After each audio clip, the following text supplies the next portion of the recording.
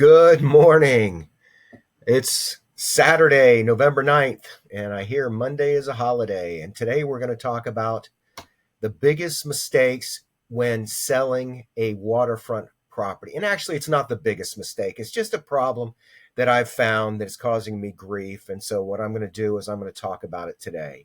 When you seek a property in Pasco County, and right now, if you see the bottom left here, there are 4,091 properties in Pasco County.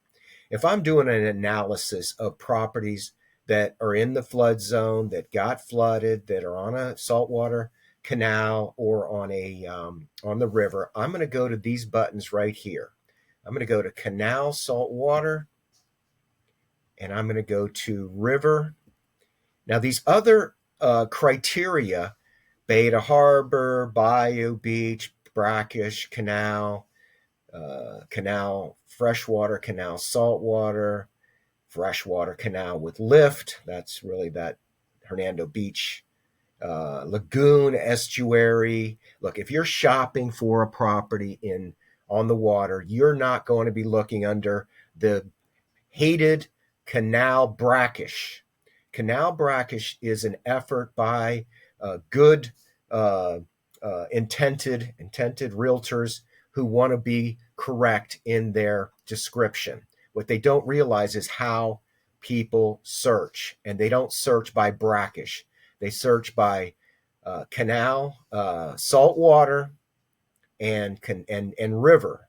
And if I was on the river, I'd still call it canal-like. I would put river and canal saltwater, and then deal with the consequences of not being exact later, because it all boils down to trying to find a buyer.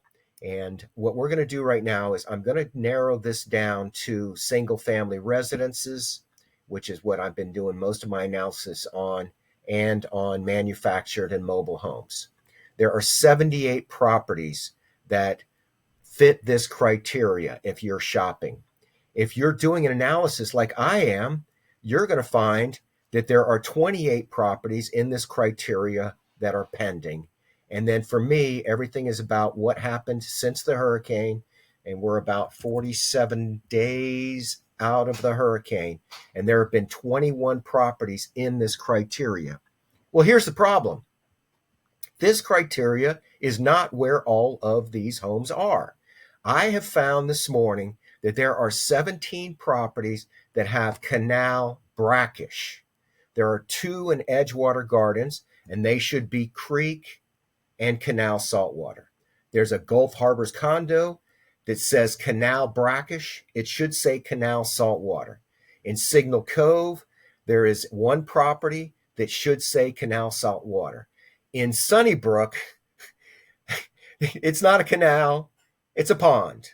Now there's 3 in Forest Hills. My gosh, they should say river, and in my opinion, canal saltwater. And they're not direct riverfront. They're on those little canals up there off Flora. So canal saltwater and river would be appropriate. But Canal Brackish, to defend these realtors and owners who put brackish, our water is tea-colored because of the leaves that